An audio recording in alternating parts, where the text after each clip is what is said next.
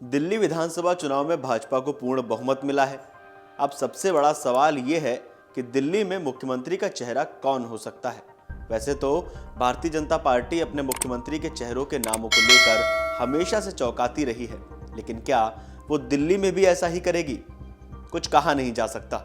राजनीतिक गलियारों में इस समय जो चर्चा चल रही है उनमें प्रवेश वर्मा, विजेंद्र गुप्ता का नाम सबसे आगे चल रहा है। नमस्कार, मेरा नाम है मृत्युंजय और आप देख रहे हैं अमर उजाला। बात करें प्रवेश वर्मा की तो इनका नाम इसलिए भी प्रमुखता से चल रहा है क्योंकि इन्होंने दिल्ली के पूर्व मुख्यमंत्री और आम आदमी पार्टी के संयोजक अरविंद केजरीवाल को नई दिल्ली सीट पर हराया है।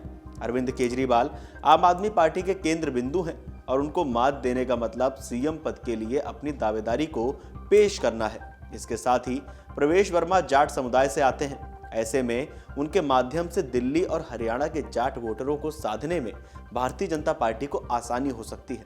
प्रवेश वर्मा के बयानों से भी इस बात के संकेत मिलते रहे हैं। उन्होंने कहा था कि दिल्ली के जाट नेता भाई बहन भाजपा के साथ हैं। दिल्ली का विकास केवल भाजपा ही कर सकती है। जहां तक जाट रिजर्वेशन की बात करें तो उसके लिए राज्य सरकार को सदन से कानून पास करके केंद्र को भेजना होता है, जो अभी तक नहीं किया गया है। ऐसा उन्होंने अरविंद केजरीवाल पर आरोप लगाया था। जीत के बाद प्रवेश वर्मा ने क्या कुछ कहा, आप एक बार सुन लीजिए। उनका 10 साल से साथ नहीं मिल पा रहा था, दिल्ली में कोई काम नहीं हो पा रहा था, मगर ये जो सरकार बन रही है दिल्ली में, ये प्रधानमंत्री जी के विजन को दिल्ली में लेके आएगी। तो मैं प्रधानमंत्री जी का धन्यवाद करता हूं कि उन्होंने अपना समय दिया और मैं ये जीत का श्रेय प्रधानमंत्री नरेंद्र मोदी जी को, दिल्ली की जनता का बहुत बहुत एक बार फिर से धन्यवाद करता हूं। और ये जीत, ये प्रधानमंत्री नरेंद्र मोदी जी की जीत है, ये सभी दिल्ली वासियों की जीत। दूसरे नंबर पर वरिष्ठ भाजपा नेता विजेंद्र गुप्ता को भी मुख्यमंत्री रेस का चेहरा माना जा रहा है। वो दिल्ली विधानसभा में नेता प्रतिपक्ष भी रह चुके हैं और अरविंद केजरीवाल व आम आदमी पार्टी के खिलाफ खुलकर बात करते हैं। जब भारतीय जनता पार्टी दहाई का आंकड़ा भी पूरा नहीं कर पाई थी, उस समय भी वो अपनी सीट जीतने में कामयाब रहे थे। रोहिणी से इस बार भी उन्होंने जीत हासिल की है। हालांकि बीजेपी कई बार अपने सीएम फेस को लेकर सभी राजनीतिक विशेषज्ञों को चौंका चुकी है, इसलिए कुछ भी कहना इतना आसान नहीं है कि बीजेपी किसे अगला सीएम बनाएगी। खैर, अब अगर हम बात करें इतने लंबे समय सत्ता से दूर रहने के बाद आखिर वो क्या कारण रहे कि भाजपा दिल्ली फतेह करने में कामयाब रही।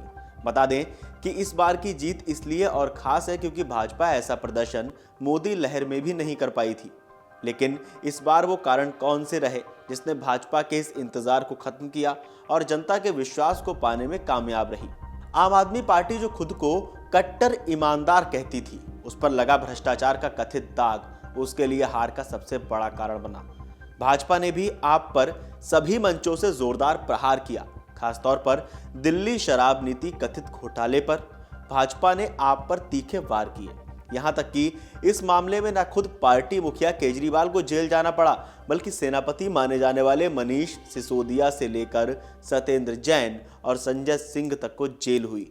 लोगों के बीच में इस बात का संदेश साफ हो गया, जो पार्टी खुद को कट्टर ईमानदार कहकर सत्ता में आई थी वह भ्रष्टाचार के दलदल में धंस गई।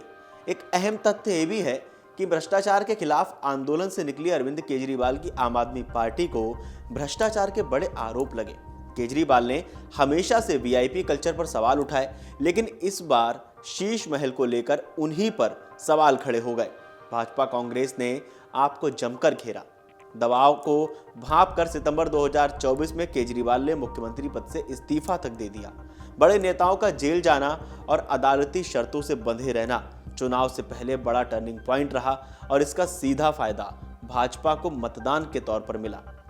भाजपा ने हाल के सालों में राज्य के सभी चुनावों में मुफ्त योजनाओं का ऐलान किया और इसका सीधा फायदा उसे राजस्थान, हरियाणा, मध्य प्रदेश और महाराष्ट्र में मिल चुका है। इस बार भाजपा का मुकाबला ऐसी पार्टी से था जिससे देश की सभी पार्टियों ने मुफ्त योजनाओं के ऐलान का सबक सीखा। भाजपा ने आपकी इसी मजबूत कड़ी को काटने के लिए दिल्ली में महिलाओं को 2500 रुपए, 500 रुपए में गैस सिलेंडर, फ्री बिजली पानी जैसी योजनाओं का न केवल ऐलान किया, बल्कि ये भी घोषणा की कि जो योजना पहले से दिल्ली में लागू हैं वो आगे भी लागू रहेंगी। इसके अलावा एक और बात जो भाजपा हर राज्य में कहती आ रही थी वो है डबल इंजन सरकार की बात। दिल्ली में भी यही कहकर वोट मांगे गए। दिल्ली में आप सरकार और उपराज्यपाल के बीच लड़ाई जग जाहिर है। इससे लोगों के मन में एक नकारात्मक छवि बनी और लोगों को सोचने पर मजबूर कर दिया कि केंद्र और दिल्ली दोनों जगह भाजपा की सरकार होगी तो विकास कार्यों में तेजी आएगी।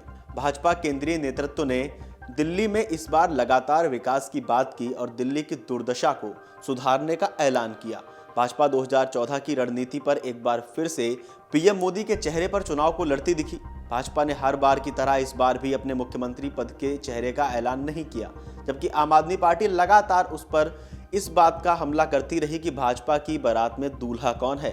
हालांकि आपके इस नैरेटिव को भाजपा ने हावी होने नहीं दिया, पीएम के चेहरे पर ही चुनाव में उतरी। इसका नतीजा अब सबके सामने है। भाजपा की दिल्ली में 27 साल बाद वापसी, दिल्ली के वोटरों को प्रधानमंत्री की साफ सुथरी छवि, विकास और राष्ट्रीय सुरक्षा को लेकर स्पष्ट दृष्टिकोण भाया। सभी जनसभाओं में भाजपा ने लोगों के सामने अपने संकल्प पत्र को एक ही बात कहकर पेश किया, मोदी की गारंटी।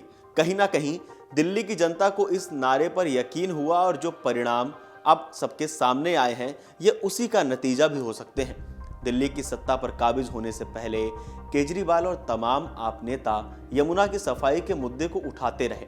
तत्कालीन दिल्ली सरकार को भाजपा ने हर मंचों से आड़े हाथों लिया और उसके दावों पर प्रहार किए। खासतौर पर केजरीवाल के उस बयान को भुनाया जिसमें उन्होंने कहा था कि अगर मैं यमुना साफ करने में कामयाब ना रहा तो मुझे वोट मत देना। इस बयान से केजरीवाल और पार्टी दोनों की छवि पर काफी डेंट पड़ा। इस बार जब चुनाव प्रचार चल रहा था तो उत्तर प्रदेश के मुख्यमंत्री योगी आदित्यनाथ ने दिल्ली आकर केजरीवाल को चुनौती दी। उन्होंने कहा, मैंने तो अपनी कैबिनेट के साथ संगम में डुबकी लगाई है, पर क्या केजरीवाल अपने साथियों के साथ यमुना में डुबकी लगा सकते हैं? इसके बाद केजरीवाल ने यमुना के जहरीले पानी का मुद्दा उठाया। उन्होंने इसका ठीकरा हरियाणा सरकार पर फोड़ा। इस पर पलटवार करते हुए हरियाणा के मुख्यमंत्री नायब सिंह सैनी ने चुल्लू में यमुना का पानी पिया। चुनाव आयोग ने भी इस मुद्दे पर केजरीवाल से कठिन सवाल किए। इसके अलावा दिल्ली के घरों तक पहुंचने वाला गंदा पानी, खस्ता हाल सड़कें और बारिश के मौसम में जलभराव के मुद्दे ने भी केजरीवाल की मुश्किल बढ़ाई और इसका सीधा फायदा भाजपा को मिला। पिछले 2 विधानसभा चुनाव में कांग्रेस एक भी सीट नहीं जीती। यही सिलसिला इस बार भी रहा। हालांकि 2015 में कांग्रेस को 9.5% तो 2020 में 4.3% वोट मिले। इस बार ये आंकड़ा 6.62% वोट मिलते दिखाई दिया। लोकसभा में विपक्षी एकता का नारा लगाकर भाजपा को चुनौती देने वाली आप और कांग्रेस की विधानसभा चुनाव में राहें अलग अलग हो गईं। कांग्रेस ने विधानसभा चुनाव में पूरी ताकत झोंकी। इसका असर परिणामों में दिखाई दिया। कांग्रेस का वोट शेयर बढ़ने की वजह से आपको नुकसान हुआ। दिल्ली विधानसभा चुनाव के नतीजों पर आपको क्या कहना है? आपको क्या लगता है? आपके दिल की बात क्या है? हमें कमेंट करके बताइए और देखते रहिए अमर उजाला। अमर उजाला जीवांजलि के सारथी की मदद लें और महाकुंभ में स्नान जरूर करें।